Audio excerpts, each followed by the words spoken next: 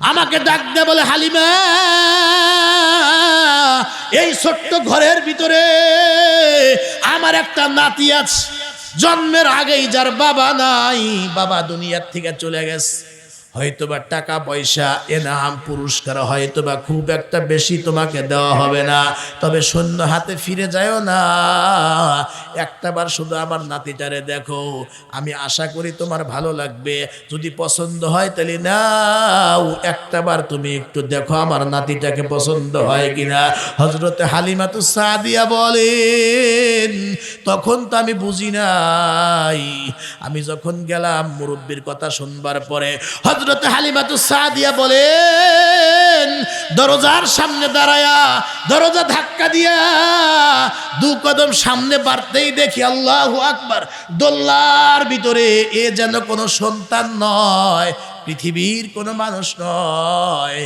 আমি হালিমার কাছে মনে হইল আসমান থেকে পূর্ণিমার চাঁদটাই যেন খুইলা আমেনার ওই ঘরের ভিতরে, দোল্লার ভিতরে, বিছানার ভিতরে পড়ে আছে। আহা, এত সুন্দর মানুষ হয় কেমনে, এত সুন্দর বালক হয় কেমনে। আখি মম করে নিদর্শন, আখি মম করে নিদর্শন, সুন্দর কিছু তাহার চেয়ে সুন্দর মানুষ জন্মিনি কারো মায়ের পেটে, তাহার চেয়ে সুন্দর মানব জন্মিনি কারো মায়ের পেটে। হযরতে হালিমাতুস সাদিয়া বলেন, আমি দোলনার পাশে দাঁড়ায়া তাকাইতেই দেখি চাঁদের চাইতে আরো চেহারাটা বেশি উজ্জ্বল। আমার মায়া লেগে গেল, স্বামীর সঙ্গে পরামর্শ করলাম, ফিরে যাব না, একেবারে খালি হাতে ফিরে যাওয়ার চাইতে এই সন্তানটাকে আমি নিতে চাই, আমার কাছে বড় ভালো লেগেছে।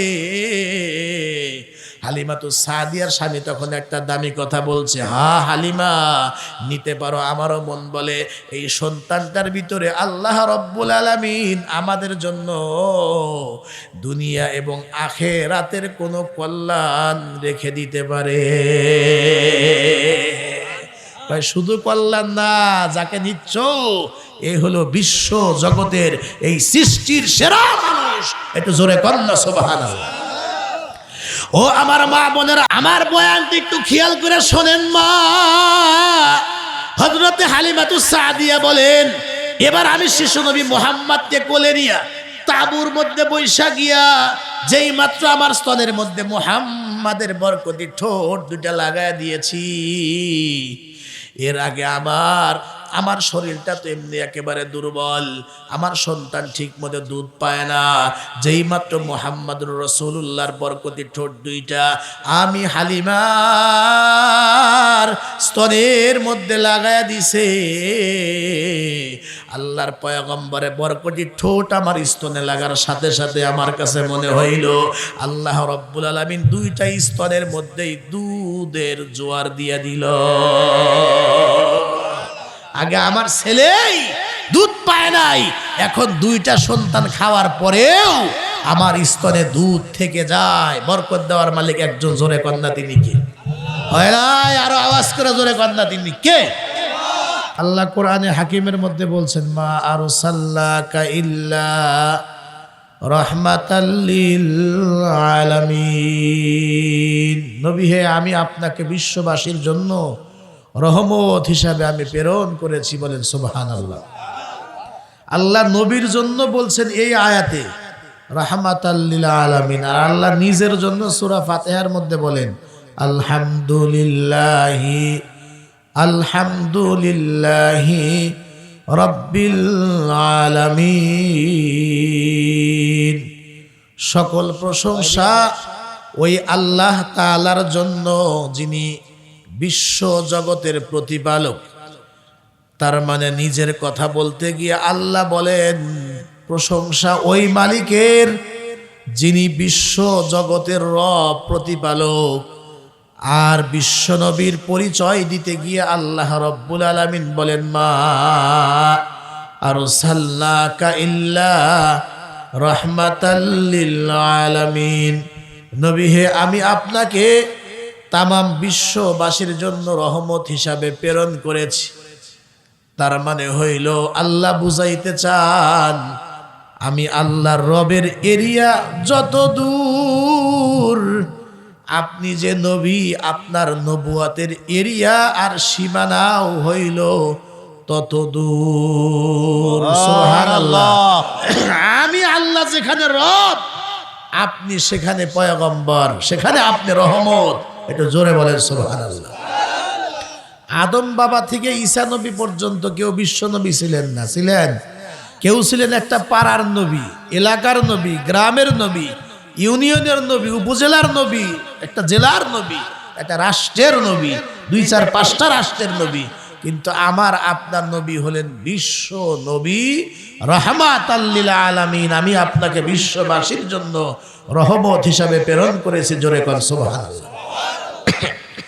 আমার আপনার পয়গম্বর কেমন রহমত, একটা একটা করে আমি বলতে থাকবো, আপনারা একটু খেয়াল করে শুনবেন। আমার মা বোনেরা, আপনাদের দৃষ্টি আকর্ষণ করে বলছি, আমার আর তোমার পয়গম্বরের জীবনী শুরু করলাম।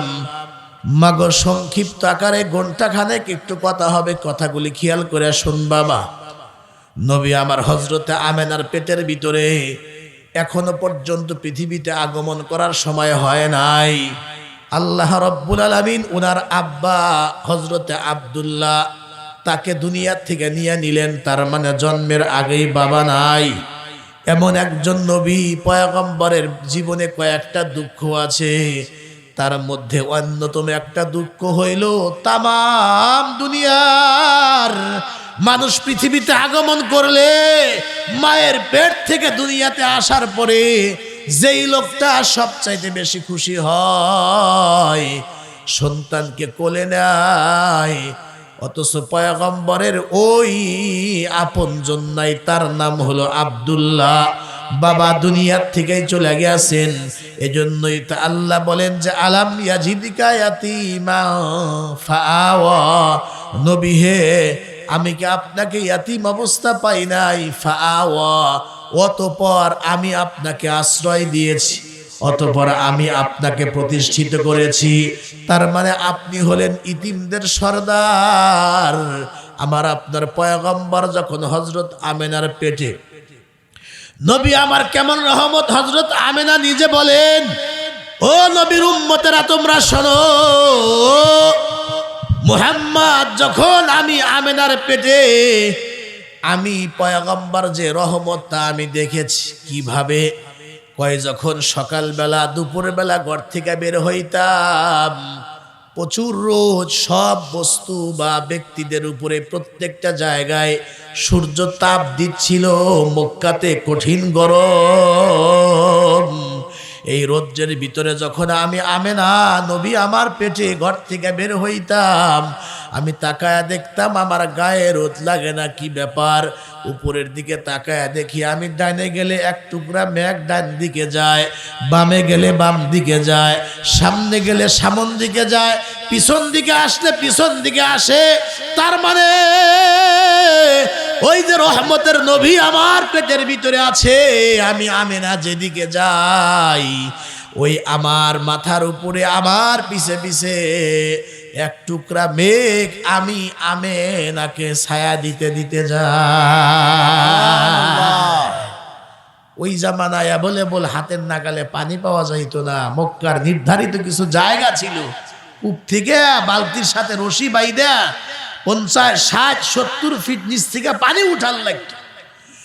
হযরতে আমেনা বলেন, ও নবীর উম্মতেরা তোমরা শোনো, নবী কেমন রহমত। পয়গম্বর যখন আমি আমেনার পেটে কলসি বা বালতি পাত্র নিয়ে আমি যখন কূপের কাছে পানি আনতে যাই, তো বালতির সাথে রশি বাইদা কূপের ভিতরে ফেলতে হয় নাই।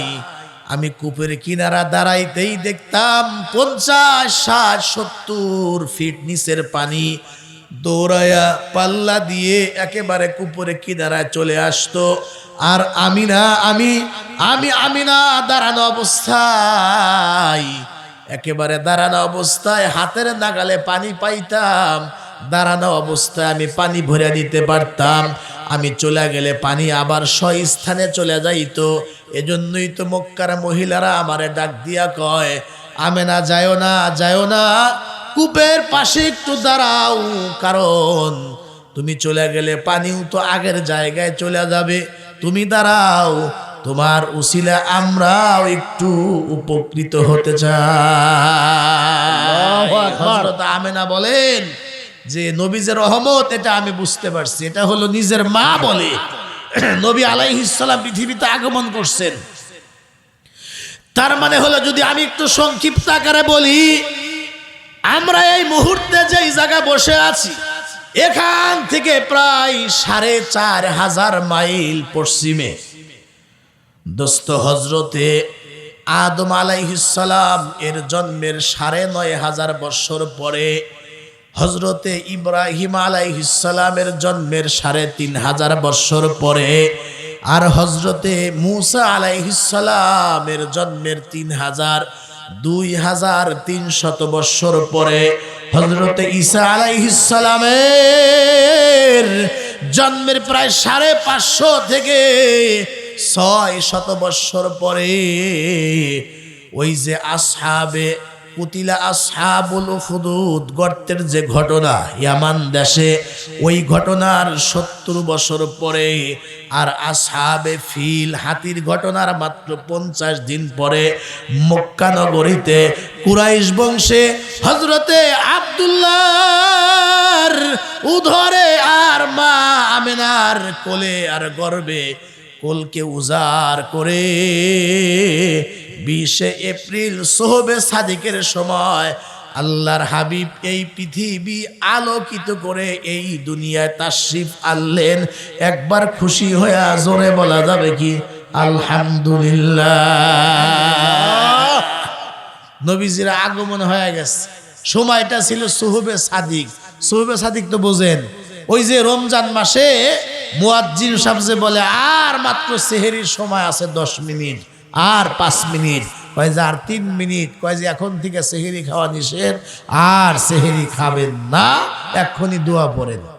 যখন কয় দোয়া পড়েন তাহলে মনে করবেন সোহবে সাদিক শুরু হয়ে গেছে, রাত শেষ দিন শুরু।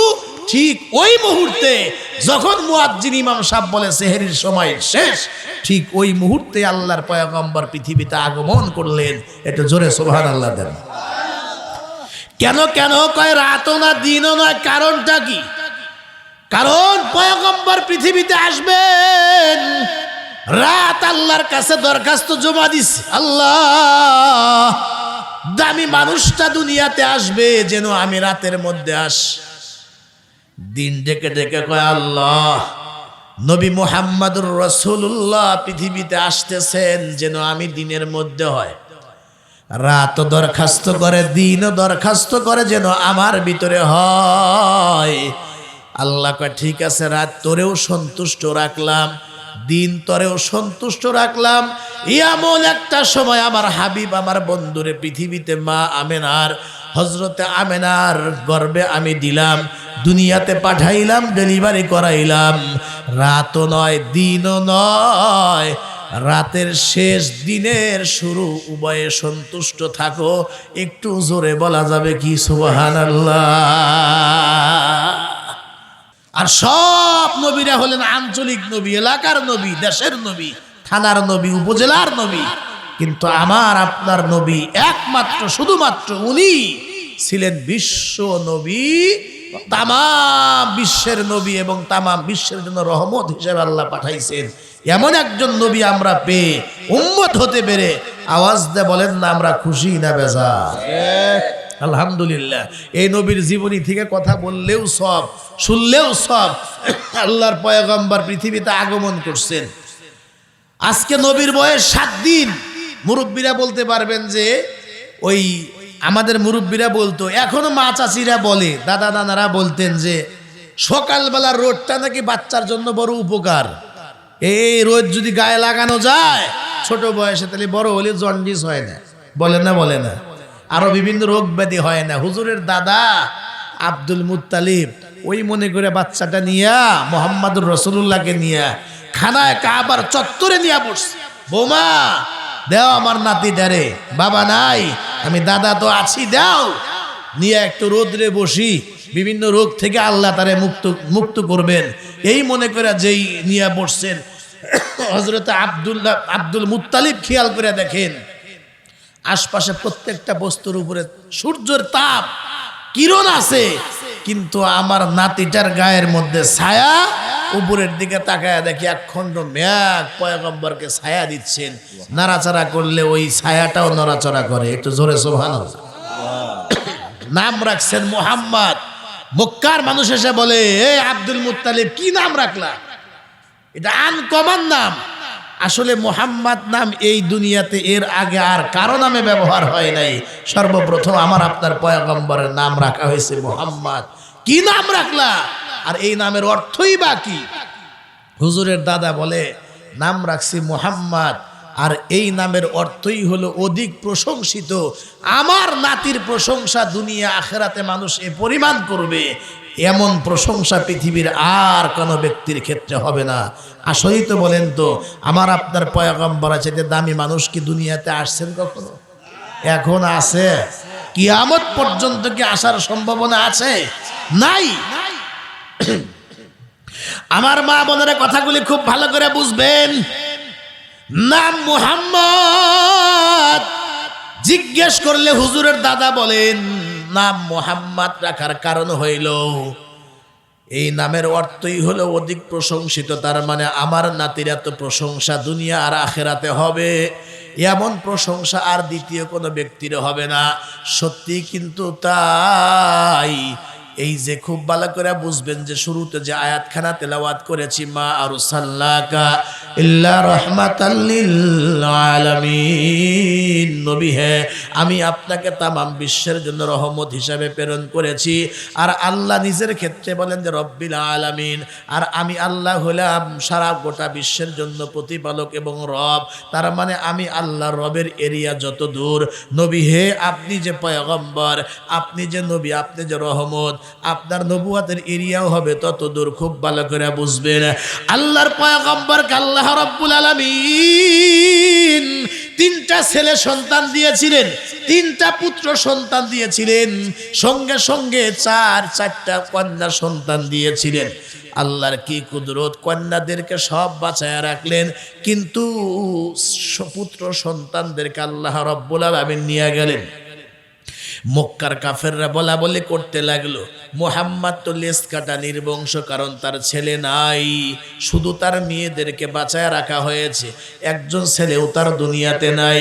তার মানে মুহাম্মদ মারা যাবে তো এই পৃথিবীতে তার নাম নেওয়ার মতো কেউ থাকবে না, সে হলো লেজ কাটা নির্বংশ আটখুরা। এইভাবে যখন বলা বলি করা আরম্ভ করে, পয়গম্বর নিজে কিছু বলেন নাই, কষ্ট পাইছেন। আমার আল্লাহ ডাক দিয়ে কয়, দোস্ত আপনি টেনশন করবেন না। জিবরাইল আমিন আইসা সঙ্গে সঙ্গে পয়গম্বরের কাছে সূরা কাউসারের 3টা আয়াত নাজিল করে দেয়। আল্লাহ নাজিল করছেন, জিবরাইল আমিন এসে সূরা কাউসার শোনায় বলে, ইন্না আতাইনাকাল কাউসার, নবী হে আপনার ছেলেদেরকে আমি আল্লাহ নিয়ে আসছি, বিনিময়ে আমি আপনাকে কাউসার দিলাম। একটু জোরে কর সুবহানাল্লাহ।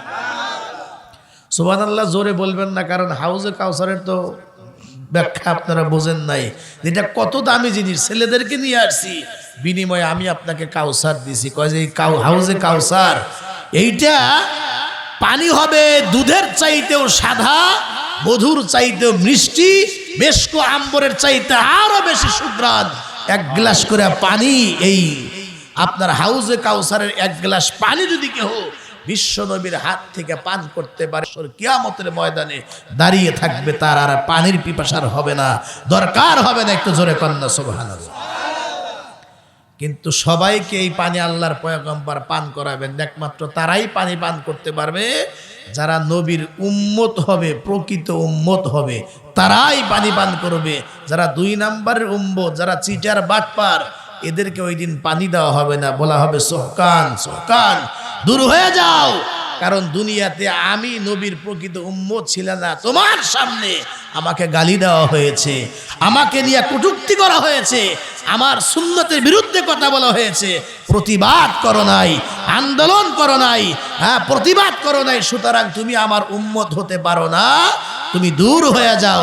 প্রকৃত উম্মত যারা, এদেরকে যখন পানি দেওয়া হবে, এক গ্লাস পানি যদি একবার পান করে, হাজার হাজার বছর জান্নাতে যাওয়া পর্যন্ত আর পানি পিপাসা লাগবে না। একটু জোরে কন্যা সুবহানাল্লাহ। আমরা নবীর হাতে হাউজে কাউসারের পানি পান করতে চাই না? চাই না? জোরে কন চাই কিনা? তাহলে প্রকৃত উম্মত হইয়া এরপরে কিয়ামতের ময়দানে আমাকে আপনাকে দাঁড়াইতে হবে। আমাদের দেশের মানুষ দেখবেন এমনি ইসলাম মানে না, কিন্তু কয়েক জায়গা খুব মানে। নবীর সুন্নাত এমনি মানে না বেঁচে থাকতে, কিন্তু মারা যাওয়ার পরে দেখবেন, বিশেষ করে মানুষ যখন মারা যায়, মারা যাওয়ার পরে দেখবেন ওই দাফন কাফনে দেখবেন মানুষ কিন্তু ইসলামকে খুব মানে। একেবারে যখন লাশ গোসল করায়, কি নিয়ম কানুন, ঢিলা 3টা দিও, 5টা দিও, কাপড় কিন্তু মহিলাদের 5টা, ছেলেদের 3টা। এরপরে যেখানে ধোয়াইতেছে মা বোনদের একেবারে পর্দা করে ধোয়াইতেছে, এরপরে কবরে দিচ্ছে খাট। এমনি তো 5টা কাপড় দিছেই মহিলাদের, এরপরে আবার খাটের উপর দিয়ে আবার এক্সট্রা কালেমার কাপড় আছে না নাই? কবরস্থানে গিয়া কি সুন্দর কাপড় লটকায়া, সব দূরে যান, ফাঁকে যান, কবরে নামানোর পরে এরপরে আপনারা আগায় আসবেন। যেই মহিলা দুনিয়াতে পর্দাই করে নাই, বুক ফিট খুলে যে চললো, আর দুলুঙ্গ যে মহিলা চললো বেপর্দায়, আচ্ছা কোন মরণের পরে তার পর্দা দেওয়ার কি দরকার আছে? কথা ঠিক কিনা? মৃত্যুর পরে যে পর্দা লাগবে না তা আমি বলি নাই, ওটা লাগবে। কিন্তু যেই মহিলা দুনিয়াতে পর্দা করলো না, দুনিয়াতে অর্ধুলঙ্গ হয়ে চললো, দুনিয়াতে ফরজ পর্দা মানলো না, তার মৃত্যুর পরে এত সুন্দর করে পর্দা দিয়ে আর কবর দিয়ে লাভ কি? জোরে কোন কথা ঠিক কিনা? অবশ্যই বেঁচে থাকা অবস্থায় ইসলাম মানার দরকার। জোরে কন্যা আছে না? আমাদের দেশের মানুষ একটু ভোটের কথা বলে রাগ হয়ে যায়। ভোটের কথা বলে কি হয়? রাগ হয়ে যায়। আমরা যদি বলি ইসলামের পক্ষে ভোট দেন, কোরআনের পক্ষে কথা বলেন, ইসলামের পক্ষে আসেন, কয় হুজুর মাহফিলের মধ্যে ভোটের কথা বলেন কেন? এটা দরকার নাই। সামনে নির্বাচন, এখন প্রত্যেকটা মাহফিলে ভোটের কথা বলা ফরজ। কথা ঠিক কিনা? কারণ আমার সমর্থন পায় যদি একজন মানুষ এমপি হয়, মন্ত্রী হয়, প্রতিনিধি হয়, সে যত চুরি করবে, চাঁদাবাজি করবে, মাস্তানি করবে, মানুষ খুন করবে, বিশ্বাস করবেন আমার একটা ভোট আর সমর্থন নিয়ে সে ক্ষমতায় গিয়েছে, তার সমপরিমাণ গুনাহ কিন্তু আমার স্ক্যান দেওয়া আসবে। কথা ঠিক কিনা?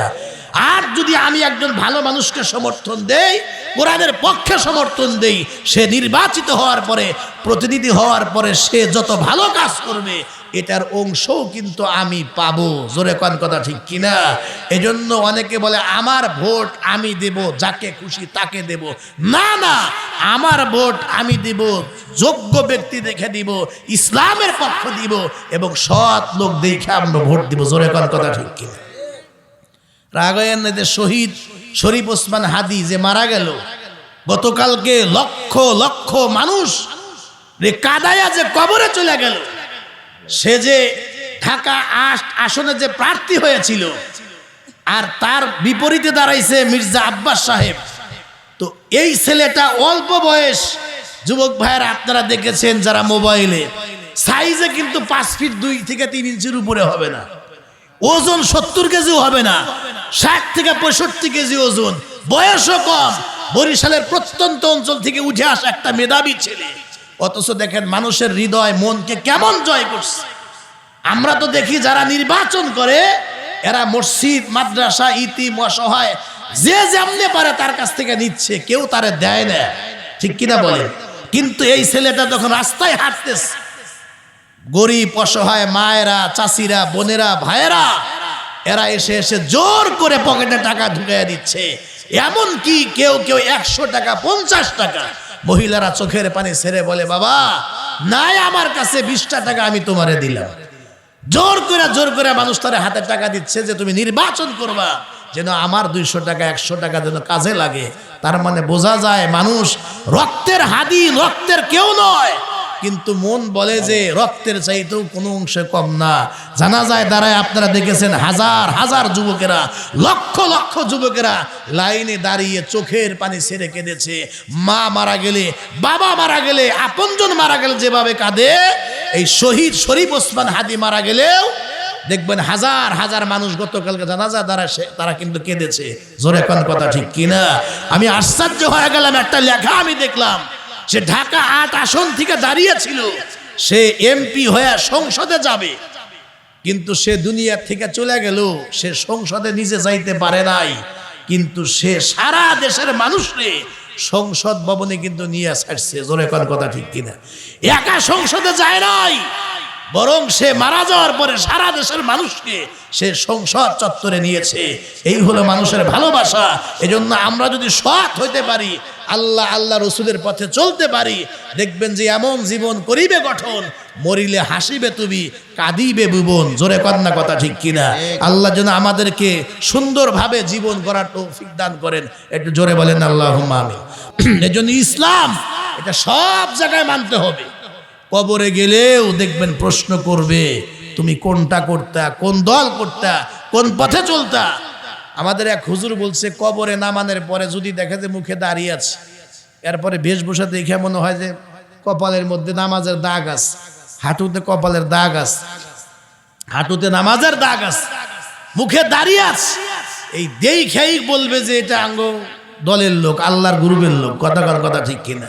আর যায়াই যদি কাফন খুলেই দেখে যে মুখে দাড়ি নাই, কোনো জিজ্ঞাসা নেই, কালেক্টরের ডালটা মারবে বাড়ি দিয়ে কেউ বিরোধী দলের লোক। কথা ঠিক কিনা? যদি দলীয় সরকার দলীয় লোকই হবে, তোর মুখে দাড়ি কই? যেই দেখবে দাড়ি নাই, তো অমনি কালেক্টরের ডাল দিয়ে বালি শুরু হবে, কোনো জিজ্ঞাসা চলবে না। কথা ঠিক কিনা? একটা সুন্নত এমন, এই দাড়ি এটা এমন একটা সুন্নত, মানুষের পাঞ্জাবি খুলে রাখবে, টুপি খুলে রাখবে, আতর মেশক সব খুলে রাখবে, আতর মেশক সব, কিন্তু একটা সুন্নত, তার নাম হলো দাড়ি। এটা খুলে রাখার সিস্টেম নাই। এইটা নিয়াই বান্দা কবরে চলে যাবে, হাসরের মাঠে দাঁড়াবে, ফেরেশতাদের সওয়াল জবাব হবে। দাড়ি এটা গুরুত্বপূর্ণ একটা সুন্নাত। আল্লাহ বোঝার তৌফিক দান করেন। জোরে বলেন আমিন। আল্লাহর বান্দারা কথাগুলি খুব ভালো করে বুঝবেন। বলছিলাম পয়গম্বরের চারটা কন্যা সন্তান আল্লাহ বাঁচায় রাখলেন, কিন্তু তার তিনটা ছেলে সন্তান, পুত্র সন্তানদেরকে আল্লাহ পাক নিয়ে গেলেন। মক্কার কাফেররা বলা বলি করে, মুহাম্মাদের সে মারা গেলে দুনিয়াতে তার নাম নেওয়ার কেউ থাকবে না, কারণ তার পুত্র সন্তান নাই, সে লেজ কাটা নির্বংশ। আল্লাহর পয়গম্বর কষ্ট পাইছেন, কিছুই বলেন নাই। আল্লাহ পাক সঙ্গে সঙ্গে সূরা কাউসার নাজিল করে বললেন, নবী হে, যদিও আপনার সন্তানদেরকে, ছেলেদেরকে আমি নিয়ে আসছি, কিন্তু বিনিময়ে আমি আল্লাহ রাব্বুল আলামিন আপনাকে কাউসার দিলাম। এটা এমন একটা দামি কূপ, যার পানি হবে মধুর চাইতে মিষ্টি, দুধের চাইতে সাদা, আর মেশকো আম্বরের চাইতে 1000 গুণ হবে সুঘ্রাণ। এক গ্লাস যদি হাউজে কাউসারের পানি যদি আল্লাহর কোনো বান্দা পান করতে পারে, হাজার হাজার বছর, লক্ষ লক্ষ বছর, তার আর বেহেশতে যাওয়া পর্যন্ত পানির দরকার হবে না। খুব ভালো করে কথাগুলি বুঝবেন। ফাসাল্লি লিরাব্বিকা ওয়ানহার। সুতরাং নবী হে, আপনি আপনার রবের জন্য আপনি নামাজ পড়ুন, ওয়ানহার, এবং কুরবানি করুন। ইন্না শানিআকা হুয়াল আবতার।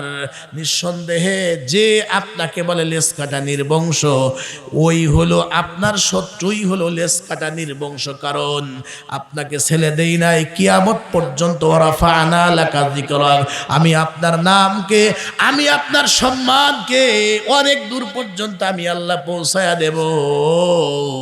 কিন্তু যে লোকগুলা আপনার দুশ্মনী করে, এদের নাম দুনিয়াতে কেউ শ্রদ্ধার সঙ্গে নেবে না। এরাই নির্মূল হবে, এরাই হবে লেজ কাটা, এরাই হবে নির্বংশ।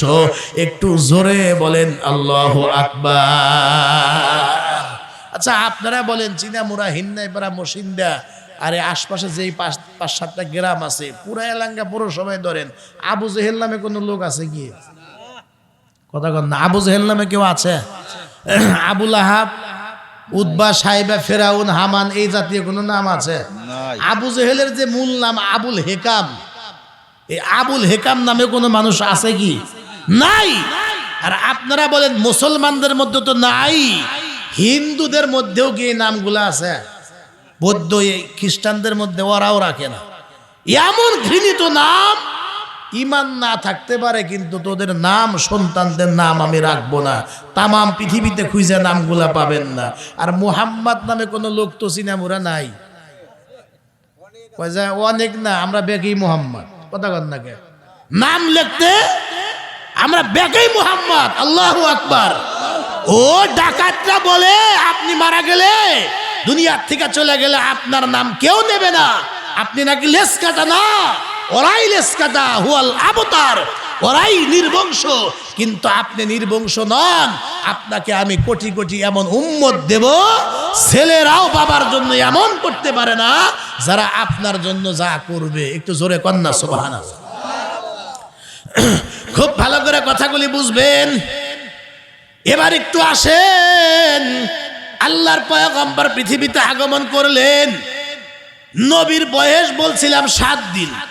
খেয়াল করেন, হযরতে আমেনা উনি কিন্তু বলছেন যে পয়গম্বরে বরকতের কিছু নমুনা বললেন, রহমতের কিছু আলোচনা করেছেন। এবার একটু আসেন, হুজুরের দুধ মাতা, তার নাম হলো হযরতে হালিমাতুস সাদিয়া। উনি বলেন আমিও দেখেছি পয়গম্বরের রহমত, আমিও দেখেছি। ওই যুগে মক্কার মধ্যে কোনো সন্তান হইলে ধনীদের অভ্যাস ছিল গ্রামে গঞ্জে বাচ্চাদেরকে পাঠায় দিত। তার উদ্দেশ্য হইল 2টা কারণে। একটা হলো গ্রামের আবহাওয়া বড় সুন্দর থাকে, আর 2 নাম্বার হলো শহরের চাইতে গ্রামের ভাষাটা হলো বিশুদ্ধ হয়। এই 2 কারণে শহরের মানুষ গ্রামে বাচ্চাদেরকে পাঠায় দিত। বিনিময়ে যে ব্যক্তি দুধ পান করাইতো তারে টাকা পয়সা বা বেতন দিত। খুব ভালো করে বুঝবেন, হযরতে হালিমাতুস সাদিয়া বলেন ওই সময় দুর্ভিক্ষ চলতেছিল, বড় অভাব। আবার আমার কোলের মধ্যে ওই সময় আব্দুল্লাহ নামে ছোট্ট একটা ছেলে ছিল। আমার সন্তানটাও খুব ভালো করে দুধ পাইতো না। তারপরে চিন্তা করলাম, যাই মক্কা থেকে কোনো ধনীর সন্তান যদি আনতে পারি, 2টা বছর দুধ পান করাইতে পারলে বিনিময়ে কিছু অর্থ পাওয়া যাবে। আমি আমার গোত্রের অন্যান্য মহিলাদের সঙ্গে, লোকজনের সঙ্গে আমি যখন রওনা করলাম, আমার গাধা বা বাহনটা এতই দুর্বল, হাঁটতেই পারে না, সবার পিছে পিছে হাঁটে। অন্যান্য লোকজন ডাক দেয়, হালিমা তোমাকে নিয়ে আমরা চলতে পারবো না, তুমি আস্তে আস্তে আসো। আমরা গেলাম, সবাই আমার পিছনে ফালায়া চলে গেল। প্রত্যেকেই ধনী ধনী সন্তানদের বাচ্চাগুলা নিয়ে ধনী আর বড় লোকদের সন্তানগুলা নিয়ে যখন রিটার্ন ফেরত আসতেছে, আমার সঙ্গে রাস্তার মধ্যে দেখা হয়। আমি সবার পরে যখন মক্কার ভিতরে বসলাম, গিয়া দেখে সত্যি কোনো ধনীদের কোনো সন্তান নাই। এখন কি ফিরে যাব? দাঁড়িয়ে আছি, এমন সময় একজন বুড়ো মানুষ, নাম তার আব্দুল মুত্তালিব, হুজুরের দাদা, বুড়ো মানুষ, আমাকে ডাক দিয়ে বলে, হালিমা এই ছোট্ট ঘরের ভিতরে আমার একটা নাতি আছে, জন্মের আগেই যার বাবা নাই, বাবা দুনিয়ার থেকে চলে গেছে। হয়তোবা টাকা পয়সা, এনাম, পুরস্কার হয়তোবা খুব একটা বেশি তোমাকে দেওয়া হবে না, তবে শূন্য হাতে ফিরে যাও না। একটাবার শুধু আমার নাতিটারে দেখো, আমি আশা করি তোমার ভালো লাগবে। যদি পছন্দ হয় তাহলে নাও, একটাবার তুমি একটু দেখো আমার নাতিটাকে পছন্দ হয় কিনা। হযরতে হালিমাতুস সাদিয়া বলেন তখন তো আমি বুঝি নাই। আমি যখন গেলাম মুরব্বির কথা শুনবার পরে, হযরতে হালিমাতুস সাদিয়া বলেন দরজার সামনে দাঁড়ায়া, দরজা ধাক্কা দিয়া 2 কদম সামনে বাড়তেই দেখি, আল্লাহু আকবার, দোল্লার ভিতরে এ যেন কোনো সন্তান নয়, পৃথিবীর কোনো মানুষ নয়। আমি হালিমার কাছে মনে হইল আসমান থেকে পূর্ণিমার চাঁদটাই যেন খুইলা আমেনার ওই ঘরের ভিতরে, দোল্লার ভিতরে, বিছানার ভিতরে পড়ে আছে। আহা, এত সুন্দর মানুষ হয় কেমনে, এত সুন্দর বালক হয় কেমনে?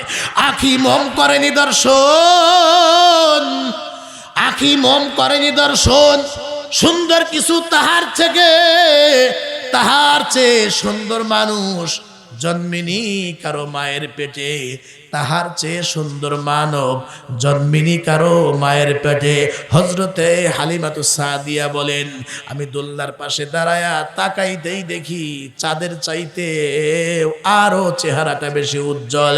আমার মায়া লেগে গেল, স্বামীর সঙ্গে পরামর্শ করলাম, ফিরে যাব না, একেবারে খালি হাতে ফিরে যাওয়ার চাইতে এই সন্তানটাকে আমি নিতে চাই, আমার কাছে বড় ভালো লেগেছে।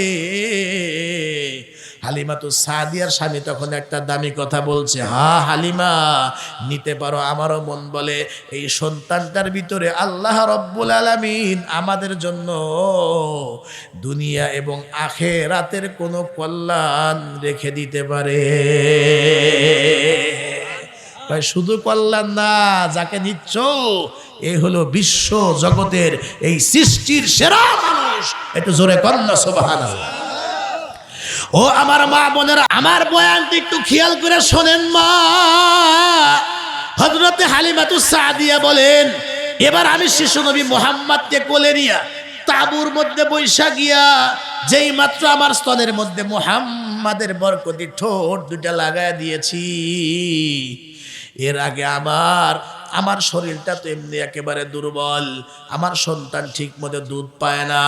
যেই মাত্র মুহাম্মদুর রাসূলুল্লাহর বরকতি ঠোঁট দুইটা আমি হালিমার স্তনের মধ্যে লাগায়া দিছে, আল্লাহর পয়গম্বরে বরকতি ঠোঁট আমার স্তনে লাগার সাথে সাথে আমার কাছে মনে হইল আল্লাহ রব্বুল আলামিন দুইটা স্তনের মধ্যেই দুধের জোয়ার দিয়া দিল। আগে আমার ছেলেই দুধ পায় নাই, এখন দুইটা সন্তান খাওয়ার পরেও আমার স্তনে দুধ থেকে যায়। বরকত দেওয়ার মালিক একজন, জোরে কন্যা তিনি কে? হয় নাই? আরো আওয়াজ করে জোরে কন্যা তিনি কে? হযরতে হালিমাতুস সাদিয়া বলেন, এরপরে দুধ পান করানোর পরে আমরা যখন ফিরে আসব, আমি শিশু নবী মুহাম্মদকে নিয়ে পিছন দিকে বসলাম। আমার স্বামী যখন ওই উট বা ওই বাহন গাদার সামন দিকে যখন বৈশা যায়, আমার স্বামী ওই বাহনটাকে বা ওই গাদাটাকে চাবুক মারে, সামনের দিকে যাইতে বলে, লাগাম টানে, কিন্তু কোনোভাবেই সেই গাদাটা সামনের দিকে হাঁটে না। আমার স্বামী বারবার সে গাদাটাকে চাবুক মারতেছে। এক পর্যায়ে এই গাদাটা চাবুক খাইতে খাইতে মনে হয় জমিনে পড়ে যাবে, এরপরে সামনে হাঁটে না। গাধাকে লক্ষ্য করে ডাক দিয়া বলে, ও গাধা রে, তুই তো দুর্বল তা জানতাম, কিন্তু একেবারে কেন হাঁটতেছিস না, কি সমস্যা? গাধা তো কথা বলতে পারে না। এবার গাধা তার চোখ দুইটা, মাথাটা উপরের দিকে আসমানের দিকে উঠায়া আল্লাহর সঙ্গে কি যেন কথা বলে। কোন বর্ণনার মধ্যে এসেছে গাধা আল্লাহর কাছে ডাক দেয়া কয়, মালিক, তামাম পৃথিবীর শ্রেষ্ঠ মানুষ, বিশ্ব নবী, বিশ্ব নেতা, আমি ঠিকই চিনতে পেরেছি, মানুষ তো চেনে নাই। এই আমার বিশ্ব নবীকে পিছনে বসায়া আর হালিমাতুস সাদিয়ার স্বামী সামনে বসবে। এইভাবে বসলে যতক্ষণ পর্যন্ত মুহাম্মদুর রাসূলুল্লাহকে সামনের দিকে না আনবে, ততক্ষণ পর্যন্ত আমি গাদা মার খাইতে খাইতে রক্তাক্ত হব, জীবন যাবে। আল্লাহর নবীকে সামনে না বসানো পর্যন্ত এক কদম আমি সামনে পারবো না। একটু জোরে জোরে জোরে বলেন না আল্লাহু আকবার। হযরত হালিমাতুস সাদিয়া বলেন, সর্বশেষ আমার স্বামী পিছন দিকে বস, আর আমি যখন শিশু মুহাম্মদকে নিয়ে সামন দিকে বসলাম, এবার গাধা যেন হাসতে হাসতে সোজা হয়ে এমন ভাবে দাঁড়ায়, গাধা বুঝাইতে চায় আমারে শক্ত করে ধরো। হালিমা, তোমার স্বামীরে শক্ত করে ধরতে বলো। আমার পিঠে এমন একজন দামি মানুষ বসছে, আমার শক্তি বেড়ে গেছে, স্পিরিট বেড়ে গিয়েছে, আমি বড় আনন্দিত। আমি এখন এমন ভাবে একটা দৌড় দেব, সত্যি যখন গাধাটা চলা আরম্ভ করে, এত দ্রুত গতিতে চলতে লাগলো, ওই যে হযরতে হালিমাতুস সাদিয়ার গোত্র থেকে অন্যান্য লোকজন যে আসছিল, সন্তান নিয়ে যারা আগে রওনা দিয়েছিল, এদেরকে পিছনে ফালায়া যখন এই গাদা হালিমাতুস সাদিয়ার গাদা যখন সামনের দিকে হাঁটে আর দৌড়ায়, পিছন থেকে ডাক দেখো, হালিমা একটু দাঁড়াও, এই কি তোমার সেই গাদা নাকি যেই গাদায় সওয়ার হয়ে তুমি মক্কাতে গিয়েছিলে? অল্প সময়ের ভিতরে ও দোস্ত যখন তারা বাড়িতে পৌঁছে যায়, হালিমাতুস সাদিয়ার স্বামী ডাক দিয়া কয়, যেহেতু বরকতপূর্ণ নতুন মেহমান আমাদের ঘরে আসলো, দাও একটা পাত্র দাও, দেখি একটু দুধ দহন করতে পারে কিনা। বর্ণনার মধ্যে আসছে হালিমাতুস সাদিয়ার স্বামী একটা পাত্র নিয়া, দুর্ভিক্ষ চলতেছিল, কোন পশুই তেমন দুধ দিতেছিল না, দুধালু একটা প্রাণীর নিচে পাত্রটা রাইখা যেই মাত্র স্তনের ভিতরে গরু বা ওই যে ভেড়া দুম্বা বকরির দুধালু প্রাণীর ওলানের ভিতরে হাত দিয়েছে, কিতাবের মধ্যে আসছে হাত দেওয়ার সাথে সাথেই প্রত্যেকটা দুধালু প্রাণীর ওলানে দুধে দুধে ভরপুর হয়ে যায়। হালিমা দাও, জগ দাও, বালতি দাও, কলসি দাও, আরো কি আছে দাও। ঘরের মধ্যে যত আসবাব ছিল, খালি আসবাব পাত্র সব ভরায় ফেলছে, প্রাণীগুলার দুধ ওলান থেকে ফুরায় না। বরকত দেওয়ার মালিক জোরে কন্যা কে কে?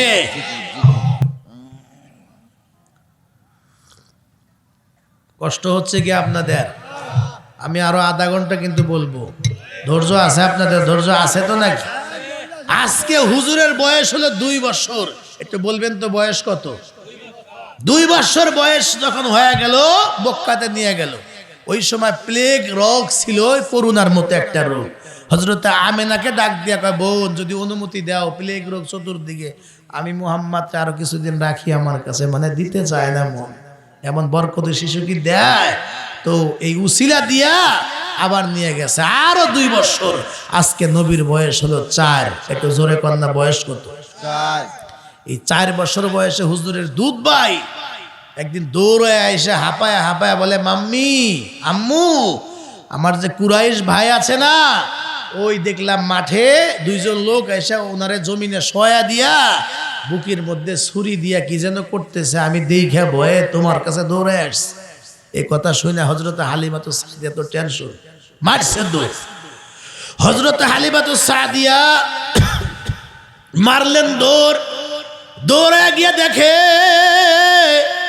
আমার আপনার পয়গম্বর একটা মাঠের ভিতরে কর্নারে চুপচাপ বসা, কিন্তু চেহারার ভিতরে ভয়ের ছাপ। বাবা কি দেখেছো? আব্দুল্লাহ কি বলে, কি বলে তুমি দেখেছো? ডাক দেয়া কয়, মা, আমি এই জায়গা দাঁড়ায়া ছিলাম, হঠাৎ করে সাদা পোশাক পরিহিতা লম্বা লম্বা 2 জন লোক আসলো, আমারে সুন্দর করে জমিনের মধ্যে শোয়া দিল, এরপরে আমার বুকের মধ্যে একজন ছুরি ঢুকায়া দিল, একটা টান দিয়ে নাভি পর্যন্ত আনলো, আবার টান দিয়ে বুক পর্যন্ত আনলো, এই বুকটা চিরিয়া ভিতর থেকে কি যেন বের করলো, একটা পাত্রের ভিতরে এটা ধুইল, এরপরে আবার জায়গার মধ্যে দিয়ে এইভাবে 2 জনের মধ্যে থেকে একজন এইভাবে আমার দিকে দেখেন, এখানে হাত দিয়ে নিচের দিকে একটা টান দেওয়ার সঙ্গে সঙ্গেই অপারেশন সাকসেসফুল হয়ে গেছে, কোনো দাগ আর সেলাইয়ের দাগ নাই, আগের মতো ভালো হয়ে গেছি। তবে আমি ভয় পেয়েছি। এটাকে বলা হয় সিনাসাক, বক্ষ বিদারণ। আমার আপনার পয়গম্বরের জীবনে 4 বার হয়েছে, এই তার মধ্যে প্রথম হয়েছে 4 বছর বয়সে হালিমাতুস সাদিয়ার ঘরে থাকা অবস্থায়। সুবহানাল্লাহ। হালিমাতুস সাদিয়া ভয় পেয়ে গেলেন, না পরের সন্তান আর রাখা যায় না, মক্কাতে ফেরত দিলেন। ফেরত দেওয়ার পরে আজকে হুজুরের বয়স হলো 6 বছর। একটু জোরে বলা যাবে কি কয় বছর? আরো জোরে বলেন না, কয় বছর? এই 6 বছর বয়স যখন হয়, খুব ভালো করে বুঝবেন, যে নবীর জন্মের কয়েক মাস আগে বাবা নাই, আজকে নবীর বয়স হইল মাত্র 6 বছর। হঠাৎ করে একজন এসে খবর দেয়, আমেনা, তুমি এই জায়গায় বসে আছো, তোমার সন্তান দেখলাম মাঠের পাশে বসে কাঁদতেছে। সন্ধ্যা হয়ে যায়, জঙ্গল থেকে হিংস্র প্রাণী এসে তো তাকে নিয়ে যাইতে পারে, যাও। আমরা বহু জিজ্ঞেস করলাম, কি মনে দুঃখ, বলে না, শুধু কাঁদতেই আছে। হযরতে আমেনা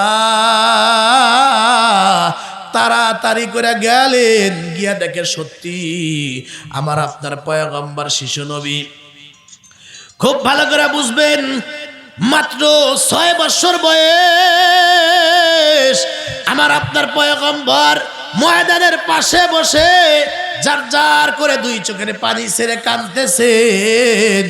হযরত আমেনা মাথার মধ্যে হাত দিয়া ডাক দিয়া বললেন যে বাবা মোহাম্মদ, তুমি এইভাবে কেন কাঁদতেছ?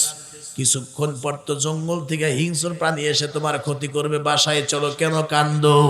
দিলটা একটু নরম করে দিবেন আমার মা বোনেরা, দেখেন তো মনটা একটু নরম হয় কিনা নবীজির জীবনী শুনবার পরে।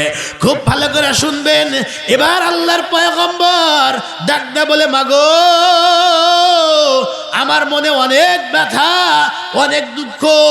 এই জঙ্গলে বা এই পাহাড়ের পাদদেশে বা এই মাঠে একদিন দুই দিন নয়, আমি পরপর বেশ কয়েকদিন বন্ধুদের সঙ্গে আসলাম। আমি তো খেলি না, তবে আমি বসে বসে খেলা দেখি। মাগো খেলার শেষে আমি দেখি আমার বন্ধু বান্ধব যারা আছে প্রত্যেকের বাবারা এসে এসে যার যার সন্তানদের গালে, ঠোঁটে, কপালে চুমু দিয়ে দিয়ে যার যার সন্তানগুলা নিয়ে যায়। কিন্তু মাগো আমি শুধু তাকা তাকা দেখি আর চিন্তা করি আমার বাবা বোধহয় আসবে। মাগো এই সন্তানদের বা আমার বন্ধু বান্ধবের বাবারা এসে এসে যার যার সন্তানদেরকে টান দিয়া কোলে নিয়া, ঠোঁটে গালে চুমো দিয়া দিয়া আদর করে করে বাড়ির দিকে নিয়ে যায়। মাগো আমার মন কি বলে, আমার বাবা তো একদিনও আসলো না। আমি নিয়ত করছি বাবা না আসলে আমি এখান থেকে যাব না। মাগো বহুদিন তোমারা জিজ্ঞেস করেছি, তুমি শুধু বলো তোমার আব্বু বহুদূর গিয়েছে। মাগো আব্বার খবর আজকে না বললে আমি যাব না। আমার কি মন চায় না আমি আব্বুর কোলে উঠবো, আমার বাবা আমার আদর করবে, আমার কি মন চায় না। এই যে পর্দার আড়ালের অনেক মায়েরা হয়তো বা বসে আছে, অনেকের স্বামী দুনিয়ার থেকে চলে গেছে, ছোট্ট ছোট্ট সন্তান রাইখা যার স্বামী দুনিয়ার থেকে চলে যায়, এই সন্তানগুলা যখন বাবারে খোঁজে, বাবার কথা জিজ্ঞেস করে, মায়েরা জবাব দিতে পারে না। আল্লাহর নবী ডাক দিয়া বলতেছেন, মাগো আমার বাবা কই? সবার বাবা আসে, আমার বাবা তো একদিনও আসলো না, আমারে কোলে নিল না।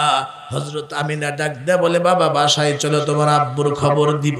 তো চলে গেলে শ্বশুর আব্দুল মুত্তালিবের সঙ্গে পরামর্শ করে, আপনার নাতি মোহাম্মদ তো আব্দুল্লাহ, আপনার ছেলে আমার স্বামীরে দেখতে চায়, আমি পাই কোথায়, আমি তারে কেমন করে বুঝাই? শ্বশুর ডাক দেয়া বলে, আগামীকাল উম্মে আইমানকে সাথে নিয়া যাও মদিনায়, আমার ছেলে মোহাম্মদের বাবা আব্দুল্লাহর কবরটা জিয়ারত করে আসো, হয়তো বা বাবার কবর দেখলে কিছুটা হলেও সান্ত্বনা পাবে। দোস্ত পরের দিন হাঁটতে হাঁটতে যখন মদিনায় চলে যায়, হযরত আমিনা একটা কবরের, পুরাতন কবরের পাশে দাঁড়ায় কাঁদতেছিলেন। নবী আমার মায়ের চোখের পানি মুছা দিয়া ডাক দিয়া কয়, মা এত দূরে কার কবরের পাশে এসে মাগো তুমি কাঁদতেছো? আল্লাহর পয়গম্বর জিজ্ঞেস করে, মাগো কার কবরের পাশে তুমি বৈশা কাঁদতেছো, এটা কার কবর? পয়গম্বরে মা ডাক দেয়া বলে, বেটা রে তুমি না তোমার আব্বা আব্দুল্লাহরে দেখতে চাইছো, তার কোলে উঠতে চাইছো, তোমার মনে অনেক দুঃখ, তুমি না বাবা আব্দুল্লাহরে দেখতে চাইছো। এই যে পুরাতন কবর, এই যে গাছগুলার নিচে কবরটা দেখা যায়, লম্বা একটা কবর, এই কবরের মাটিতে তোমার বাবা আব্দুল্লাহ ঘুমায় আছে, ডাক দাও দেখি তোমার আব্বা কবর থেকে ওঠে কিনা আর তোমারে কোলে নেয় কিনা। নবী আমার একবার মাথার দিকে বৈশা, কান বরাবর মাথা বরাবর বৈশা আব্বু আব্বু বলে ডাকে, আবার পায়ের দিকে গিয়ে বাবা বাবা বলে ডাকে, আবার বুক বরাবর নিজের গাল মাটির সঙ্গে ঠেকায়া আব্বু আব্বু বলে ডাকে। বিশ্বাস করেন এই ছোট্ট ছোট্ট সন্তান রাইখা যারা দুনিয়া থেকে চলে যায়, আজরাইল যখন কাছে চলে আসে, সন্তানদের দিকে তাকায়া ওই বাবা ওই মায়ের যে কত খারাপ লাগে। ওই দিন এক মহিলা মারা গেছে অল্প বয়সে ডেলিভারি হইতে গিয়া। মহিলার গোসল হয় মশারি টাঙ্গায়া, বড়ই পাতার গরম পানি দিয়া যখন গোসল করায়, আমি দূরে থেকে দাঁড়ায় নিয়মগুলা বলে দিচ্ছিলাম। 2-2.5 বছরের ছোট্ট একটা বাচ্চা আম্মু আম্মু কয় আর মশারির দিকে দৌড় দেয়। আমি জিজ্ঞাসা করলাম বাচ্চাটাকে, হুজুর যেই মহিলার গোসল চলে এটা হলো তার সন্তান। বাচ্চাটাকে ভুলানোর জন্য দোকান থেকে চিপস আর সদাই যখন কিনে এ সন্তানটার হাতের ভিতরে দেওয়া হয়, এতটুকুন ছোট্ট বাচ্চা কি বোঝে, সদাই চিপস গুলা দূরে ফেলে দিয়া ডাক দিয়া কয়, আমি আজকে সদাই নেব না, সদাই খাবো না, আমি আমার আম্মুর দুধু খাবো, আমি আমার আম্মুর কোলে উঠব, আমি আমার আম্মুর কোলে উঠব। যাদের মধ্যে হৃদয় আছে, বিবেক আছে, ঈমান আমল আছে, কোন মুসলমান এ করুণ কথা শুনবার পরে বাবা মারে কবরে রাইখা কোন মুসলমান চোখে পানি রাখতে পারে না। বিশ্বাস করেন, মা বাবার কথা স্মরণ করিয়া আব্বা মা কবরে আছে, দুয়ার নিয়তে যদি কোনো সন্তান নবীজির জীবনী, নবীজির আব্বা মার কথা শুই না, নিজের আব্বা মার কথা মনে করিয়া কেউ যদি চোখের কর্নারে মশার ডানা পরিমাণ পানি জমা করিয়া আমার আল্লাহরে দেখাইতে পারে, নবী আমার বলেন, ও সন্তানের মা বাবার কবরকে আমার আল্লাহ মুহূর্তের মধ্যে জান্নাত বানায়া দেয়। আল্লাহ ও মালিক, এই মাহফিলটার দিকে তাকা দেখো, ছোট্ট একটা মাহফিল, দেখো আমার মা বোনেরা কেমনে কাঁদে, আমার ভাইয়েরা আমার চাচারা দেখো কেমনে কাঁদে। আল্লাহ দয়া করে যাদের আব্বা নাই, মা নাই, আপনজন নাই, আল্লাহ তুমি তাদের কবরগুলিকে জান্নাত বানায়া দাও। একটু জোরে বলেন না আল্লাহুম্মা। এ দুনিয়াতে যাদের মা নাই, যাদের বাবা নাই, তাদের মতো দুঃখ মিয়া এই দুনিয়াতে আর কেউ নাই। ঘরে সব আছে, আমার প্রভাব প্রতিপত্তি ক্ষমতা পাওয়ার কোনো কিছুর অভাব নাই, কিন্তু এই কোটিপতিকেও জিজ্ঞেস করেন যার মা নাই, যার বাবা নাই, বলে হুজুর মন বলে তামাম দুনিয়ার সব কিছুর বিনিময়ে যদি আমার আম্মারে দেখতে পারতাম, আমার বাবারে দেখতে পারতাম। খুব ভালো করে কথাগুলি বুঝবেন, এ দুনিয়াতে সবাই সবাইকে স্বার্থে ভালোবাসে, কেবলমাত্র শুধুমাত্র মা বাবা এমন যে সন্তানদেরকে কোনো স্বার্থে নয় নিঃস্বার্থে ভালোবাসে। এই বাংলাদেশের ঘটনা শোনেন, এক ছেলে তার বিবির কথা শুই না তার নিজের মার গায়ে থাপ্পড় দিস। মা এবার তার সন্তানের হাতটা ধরতে গিয়া বলে, বেটা রে, এই হাত দিয়ে তুই আমার থাপ্পড় দিলি, অমনে ডান হাত দিয়ে ঘুষি দিস। মারে লাথিও দিয়েছে। বিবির কাছে গিয়া বললে, বিবি বলে, এই বাড়িতে হয় তোমার মা থাকবে, না হয় আমি থাকবো, সিদ্ধান্ত নাও কি করবা। বলে, বিবি অপেক্ষা করো, শয়তান ওর ঘাড়ের উপর সোয়ার হয়েছে। রাত্রে যখন গভীর মারে আঞ্জা দিয়ে ধইরা বস্তার মধ্যে ঢুকাইস, বস্তার মুখটা বাইদা মারে হাসরাইতে হাসরাইতে একেবারে গ্রামের শেষ মাথায় ওই যে চড়ার ভিতরে কবরস্থান, রাত্রি 2টা ওই কবর পর্যন্ত নিয়ে গেছে। আপনারা মনে মনে ভাবেন যে সন্তান হয়ে এই কামটা কেমনে করে। এই বাংলাদেশের এটা প্রতিদিনের খবর। দেখবেন ছেলে মেয়ের হাতে মা খুন, বাবা খুন প্রতিনিয়ত আপনারা দেখেন। খুব ভালো করে বুঝবেন, গভীর রাত্রে মারে বস্তার ভিতরে ঢুকায়া টেনে হেসড়ে যখন একেবারে কবরস্থান পর্যন্ত নিয়ে যায়, মার বস্তাটা রাইখা কবর খনন করতেছে। কবর কমপ্লিট হয়ে গেলে মার বস্তাটা কবরের মধ্যে ধাক্কা দিয়া নামায়া দিয়েছে। 5টা মিনিট সুযোগ পাইলে মাটি চাপা দিয়া সন্তান চলে আসবে, এতক্ষণ মা কিছুই কয় নাই।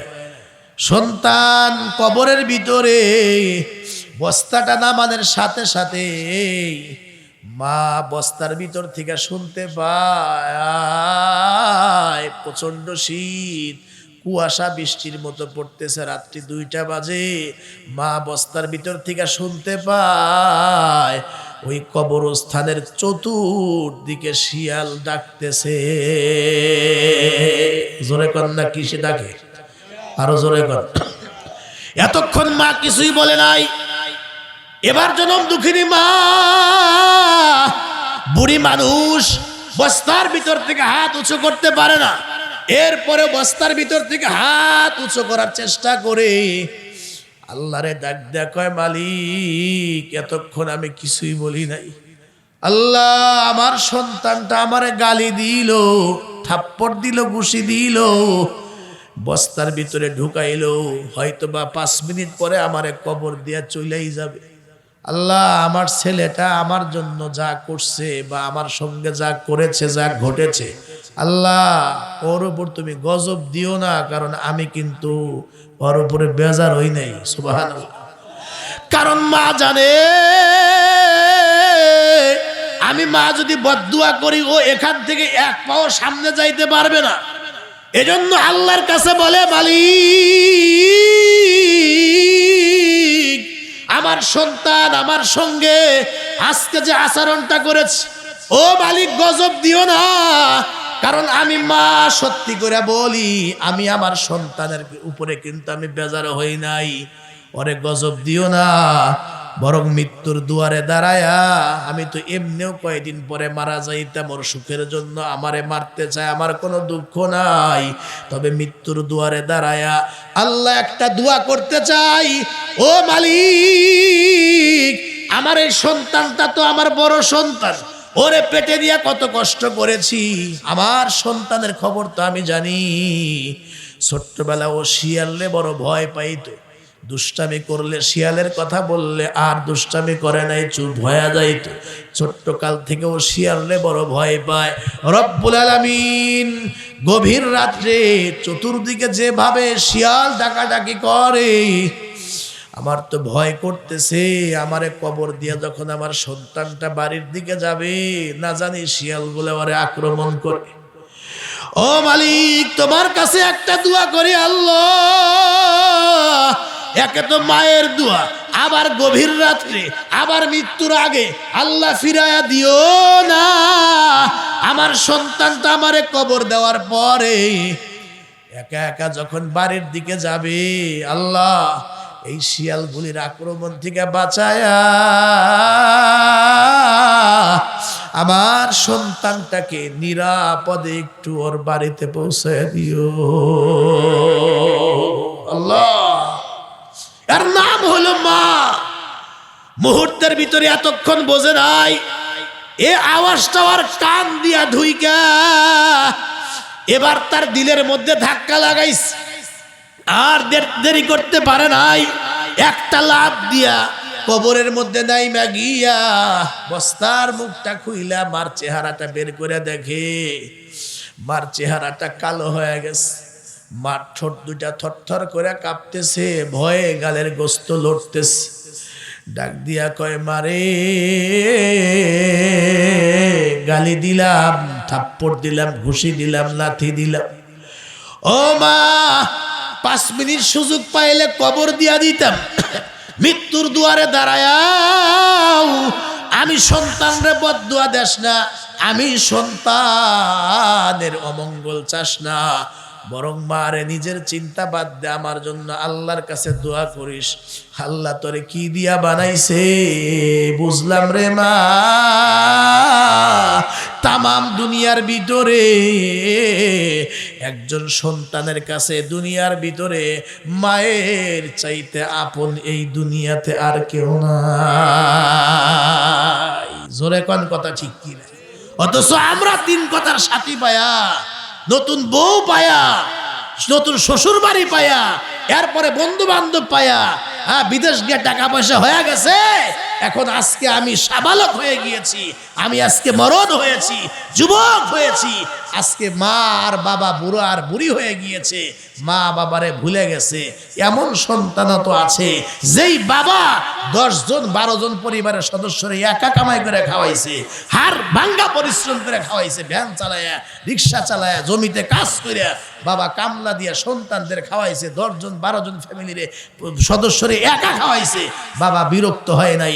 আজকে ওই বাবার জুয়ান জুয়ান 3টা ছেলে, 4টা ছেলে, 5টা ছেলে, বাবারে আর মা রে কেউ ভাত দিতে চায় না, দরবার সালিশ হয়। কথা কন না কেন? কথা কন, কথা ঠিক করলাম না? ঠিক করলাম। ওই বাবারে আর মা রে 5 সন্তান মিলা, 4 সন্তান মিলা, 3 সন্তান মিলা খাবার দিতে চায় না।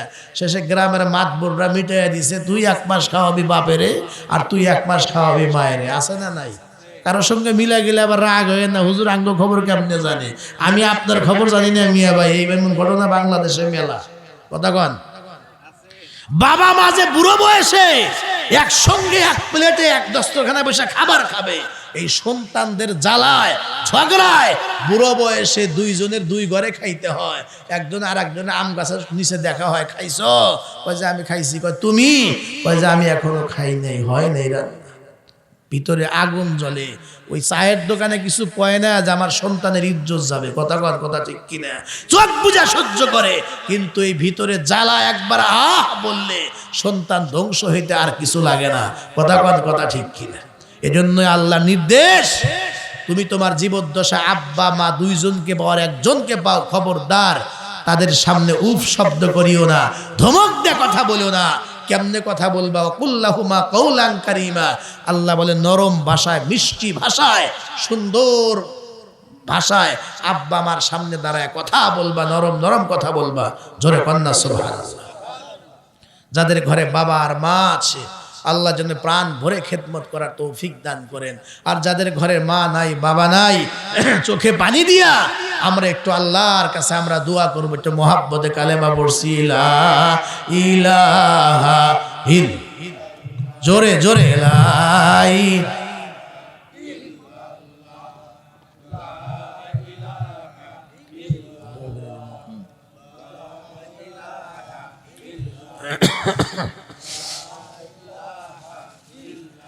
লা ইলাহা ইল্লাল্লাহ, লা ইলাহা ইল্লাল্লাহ, লা ইলাহা ইল্লাল্লাহ, লা ইলাহা ইল্লাল্লাহ মুহাম্মাদুর রাসূলুল্লাহ।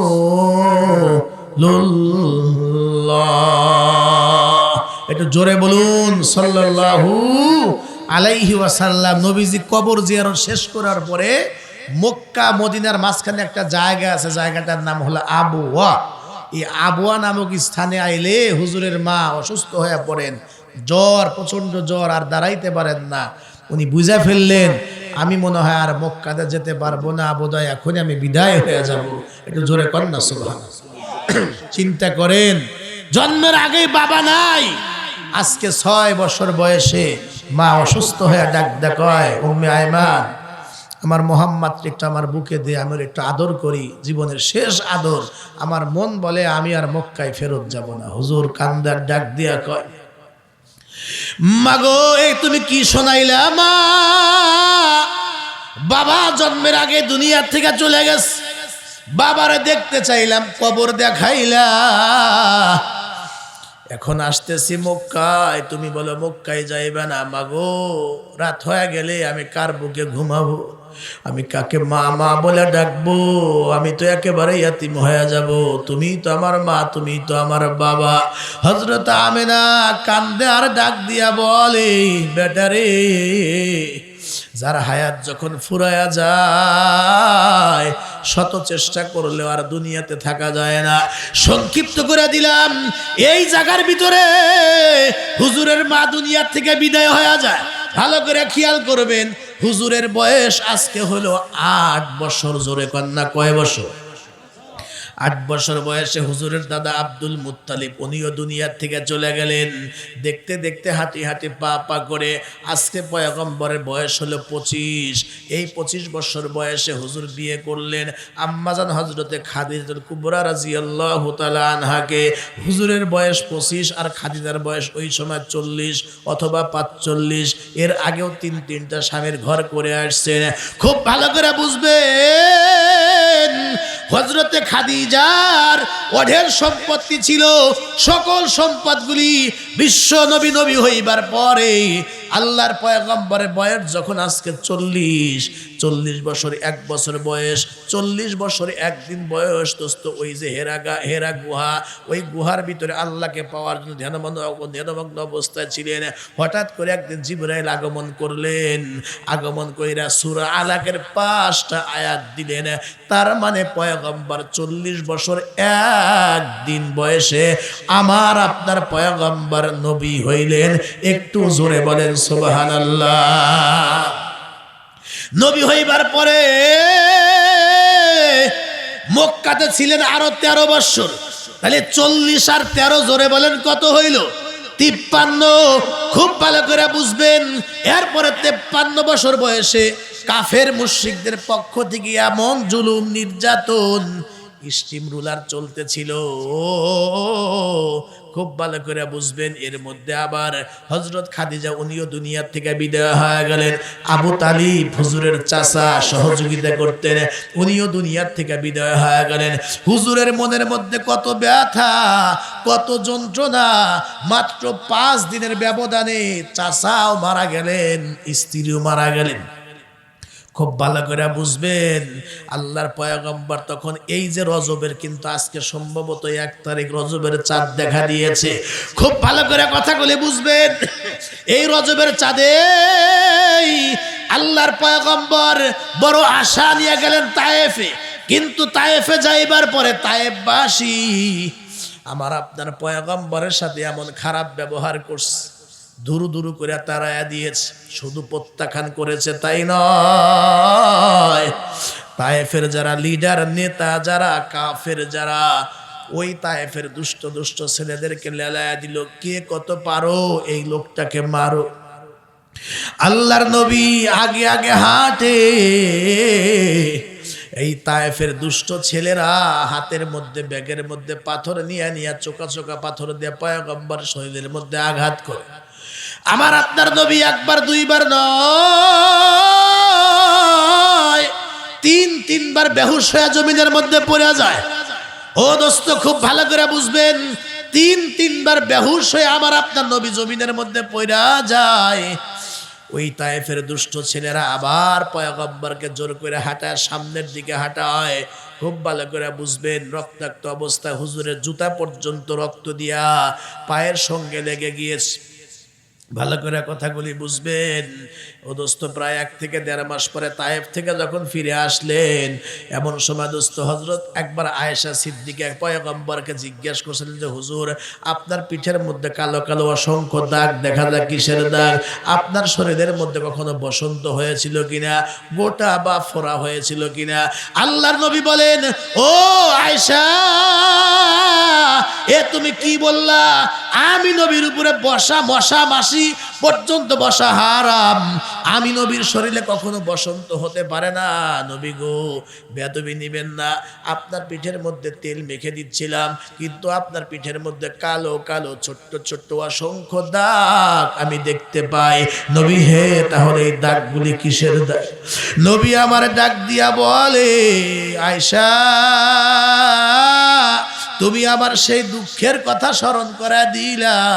পয়গম্বর চোখ থেকে পানি বের করে হযরত আয়েশার দিকে তাকায় ডাক, দেখো আয়েশা, আমার শরীরে বসন্ত হয় নাই, ফোড়াও হয় নাই, কোনো রোগ হয় নাই।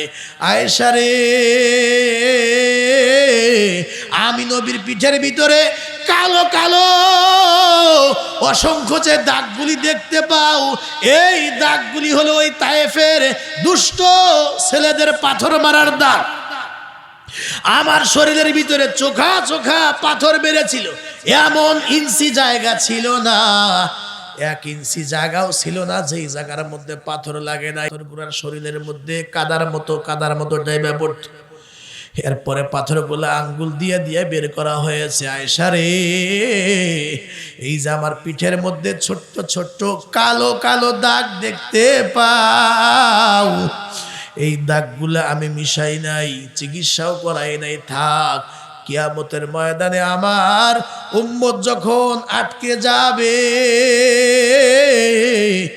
আমি আমার পিঠের কাপড়টা উঠায়া আমি এই তায়েফের মার খাওয়ার এই দাগগুলা আল্লাহর সামনে দেখাবো। আল্লাহু আকবার।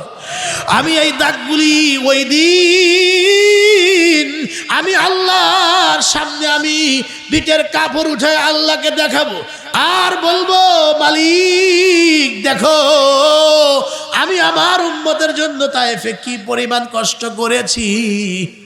এই দাগগুলা আমি মিশাই নাই, বরং এই দাগগুলা আল্লাহরে দেখায়া আমি উম্মতের জন্য সুপারিশ করে করে হাজার হাজার লক্ষ লক্ষ কোটি কোটি উম্মতদের জন্য আমি সুপারিশ করে আমি তাদেরকে জান্নাতে নিয়ে যাব। ও দোস্ত, এই রজব মাসেই এই সফরটা হয়েছিল। এরপরে দোস্ত মক্কা যখন আর কোনোভাবে সহ্য করতে পারলেন না, শেষ পর্যন্ত আল্লাহর পয়গম্বরকে আল্লাহ রব্বুল আলামিন বললেন, নবী হে আপনি হিজরত করুন। 13 বছর মক্কাতে থাকার পরে 53 বছর বয়সে হিজরত করে আমার আপনার পয়গম্বর আসলেন মদিনায়। মদিনার ভিতরে পয়গম্বর থাকলেন আরো 10 বছর। তাহলে আপনারা বলেন 53 আর 10-এ কত হয়? এই 63 বছর বয়সে খুব ভালো করে বুঝবেন, যদি আল্লাহর পয়গম্বরের বয়স 63 বছর, খুব ভালো করে বুঝবেন এই 63 বছর পরে ইন্তেকাল করার আগে আগে আমার আপনার পয়গম্বরের শরীরের জ্বর উঠে যায়। আম্মাজান হযরত আয়েশা সিদ্দিকার ঘরের মধ্যে শোয়া ছিলেন। নবী আমার মাথার শিওরে একটা পাত্রের মধ্যে ঠান্ডা পানি রাখছিলেন। মাঝে মধ্যে পাত্রের মধ্যে হাত ঢুকাই, ঠান্ডা পানির ভিতরে হাত ঢুকাইয়া এই হাত এনে কপালে লাগা। তার মানে শরীর থেকে আম্মা জান আয়েশা সিদ্দিকা বলেন, কম্বল বা ল্যাপ গায়ের উপরে দেওয়া ছিল। নবী একবার টান দিয়া চেহারা ঢেকে দেয়, আবার টান দিয়া চেহারা খুলে ফেলা। শরীরের ভিতরে এমন একটা লোম নাই যেই লোমের গোড়া থেকে ঘাম বের হয় নাই। তার মানে একটু আওয়াজ দেয় বলুন তো, মৃত্যুর যন্ত্রণা আছে না নাই? হযরতে ফাতেমা পাশে বসা, এমন সময় দরজার মধ্যে কে যেন করাঘাত করে, মারে দেখতো দরজায় কে। গিয়াই দেখে এমন একটা লোক দাঁড়ায় আছে গেটে, পা জমিনে, মনে হচ্ছে মাথা আসমানের সঙ্গে লাগানো, বিশাল বড় একটা লোক দাঁড়ায় আছে। দরজা লাগাইয়া দিছে ভয়। বাবা, দরজার সামনে এমন একজন লোক দাঁড়ায় আছে, এর আগেও কখনো এ মক্কা মদিনা দেখি নাই। ও বাবা, এই লোকটাকে। এমন সময় পয়গম্বর ডাক দিয়া বলে, মা চিনবি না?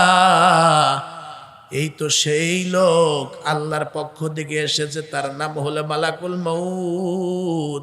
দুনিয়া খালি করে, ঘর খালি করে, কবরস্থান আবাদ করে, সন্তান কাইরা নিয়া মা বাবার কোলকে খালি করে, আর বাবা মাকে কেড়ে নিয়া সন্তানকে ইয়াতিম বানায়া দেয়। এর নাম হলো মালাকুল মউত, হযরতে আজরাইল।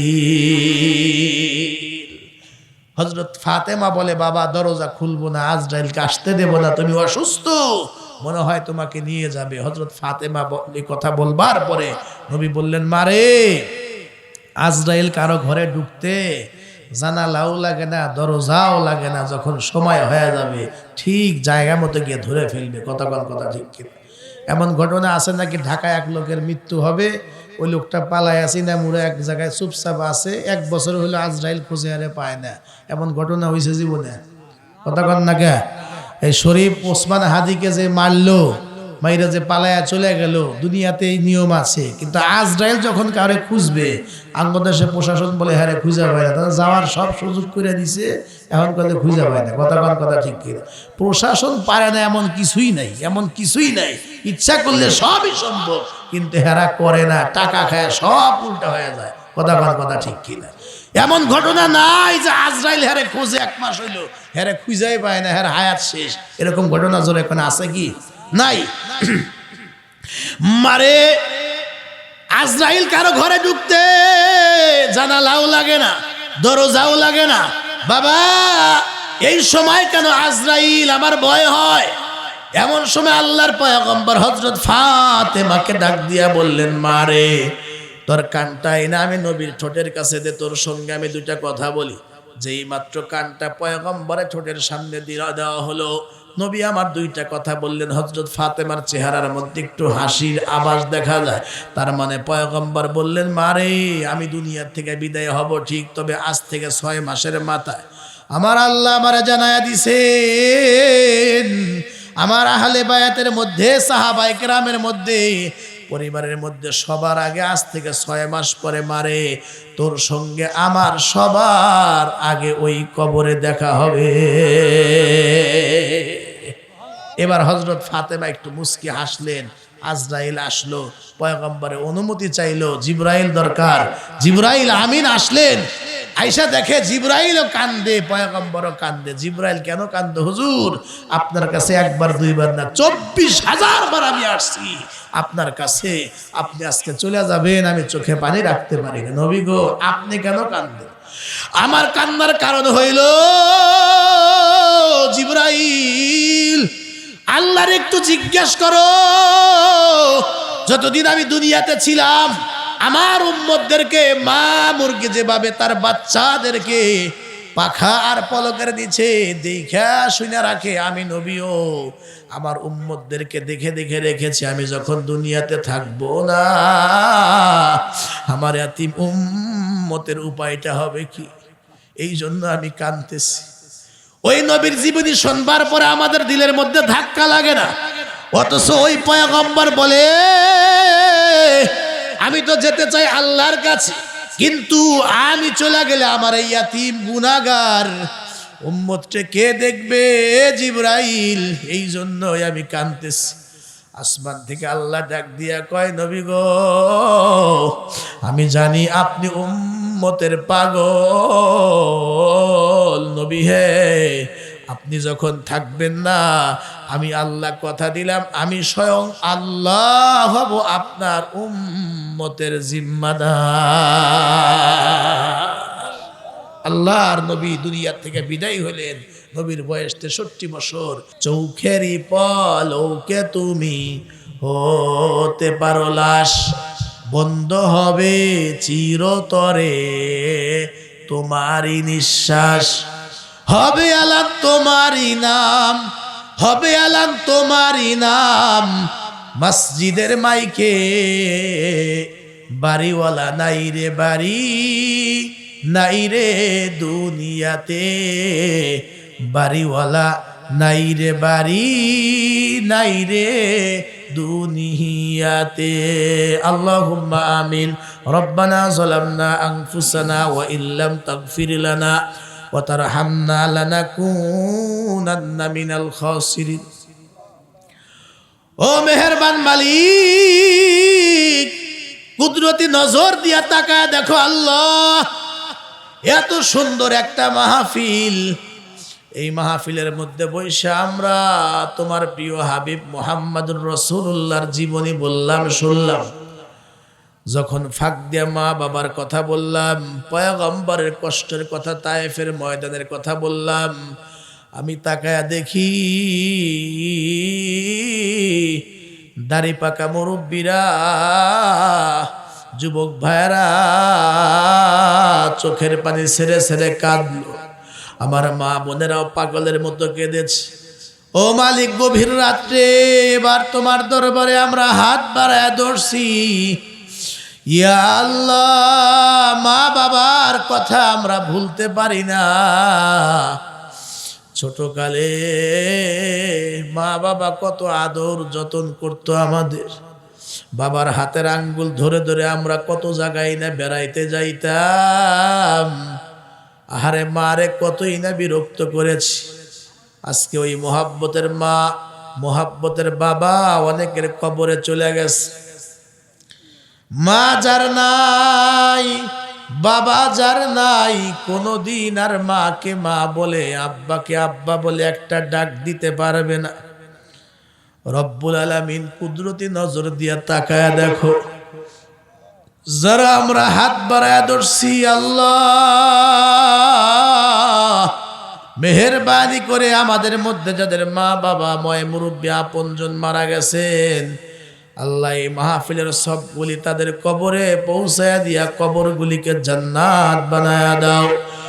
ও মালিক, তোমার বান্দা অথবা তোমার বান্দারা যে উদ্দেশ্য নিয়ে আজকের এই মাহফিলের আয়োজন করেছেন, আল্লাহ দয়া করে তাদের মনের নেক মাকসাদকে পুরা করে দাও। সম্ভবত আসাদ নামে তোমার বান্দা আজকের এই মাহফিলের আয়োজক, তার শ্বশুর বাবুল মিয়া, আল্লাহ যারা এই আয়োজন করেছেন, রব্বুল আলামিন তাদের আয়োজনকে কবুল করে নাও। যে সন্তানদের জন্য দোয়া চাওয়া হয়েছে, আল্লাহ সন্তানদেরকে নেক হায়াত দান করে দাও। আল্লাহ তাদের রিজিকের ভিতরে বরকত দিয়া দিও।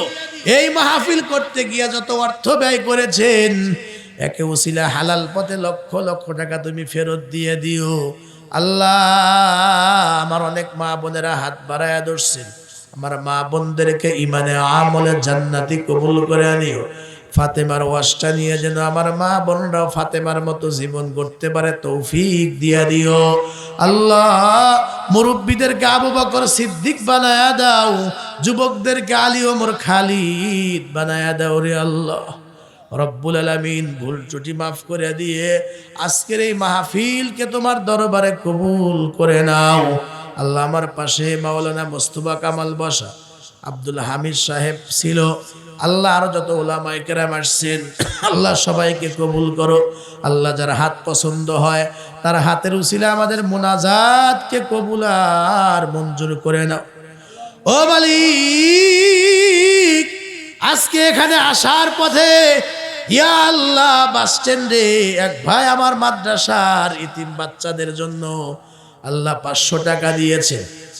কয়েকদিন আগে আর এক বোন, আল্লাহ তার মা মারা গিয়েছেন, বাচ্চাদেরকে খাওয়ানোর জন্য 5000 টাকা দিয়েছেন লুহুরিয়া থেকে। আল্লাহ উভয়ের দানকে কবুল করো। আল্লাহ যারা আমার মাদ্রাসায় ইয়াতীমদের জন্য যারা টাকা দেয়, যারা টাকা দিয়েছে, আল্লাহ কবুল করো। আমাদের কোনো কিছুর অভাব নাই। আল্লাহ আমরা কত খানা পিনা নষ্ট করি, অথচ মাদ্রাসার ছেলেরা, ইয়াতীম বাচ্চারা, মা নাই বাবা নাই, এমন অনেক সন্তান আছে, আমরা তাদের ভালো খাবারের ব্যবস্থা করতে পারি না।